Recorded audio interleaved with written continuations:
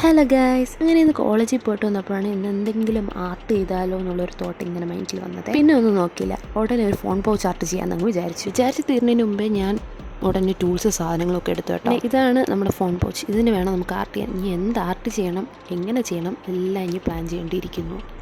പിന്നെ അങ്ങോട്ടൊന്നും നോക്കിയില്ല, ഫോൺ എടുത്ത് ഗൂഗിൾ അങ്ങോട്ട് അരിച്ച് പറക്കലായി. അങ്ങനെ ഒരു 1.5 മണിക്കൂറിൻ്റെ യുദ്ധത്തിന് ശേഷം നമ്മൾ അങ്ങനെ ഒരു പീക്കാച്ചുവിനെ ഫൈനലൈസ് ചെയ്തു കേട്ടോ. ഷെടാ, ഇതെന്താ ഫോക്കസ് ആവാത്തെ? ഫോക്കസായി.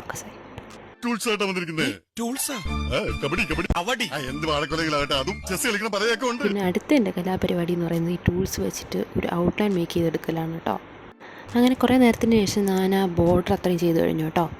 ഇനി നമുക്ക് ചെയ്യേണ്ടത് അതിൻ്റെ അകത്തെ പടം വരയ്ക്കണം. അങ്ങനെ കുറേ നേരത്തെ വരയ്ക്കൽ മായ്ക്കൽ മഹാമഹത്തിനൊടുവിൽ ഞാൻ അങ്ങനെ ഒരു പടം വരച്ച് കഴിഞ്ഞിരിക്കുന്നു.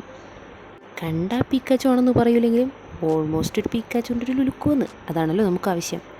പിന്നെ ഒന്നും നോക്കിയില്ല, അതിനെയും കളർ അടി അങ്ങ് തുടങ്ങി. ഒടുവിൽ ഇതാണ് എൻ്റെ മഞ്ഞ കളർ അടിച്ച പീക്കാച്ചു. ഇതെങ്ങനെയുണ്ട്, കൊള്ളാമോ? ചേട്ടാ, ഇത് ഞാൻ തന്നെ വരച്ചത്, എനിക്ക് ഇമ്മാതിരി കഴിവൊക്കെ ഉണ്ടായിരുന്നു.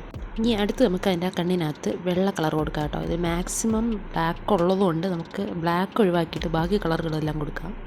അങ്ങനെ ഞാൻ ഒരു സ്റ്റിക്ക് എടുത്തിട്ട് വെള്ള കളർ കൊടുക്കുന്നുണ്ട്. ബെസ്റ്റ്.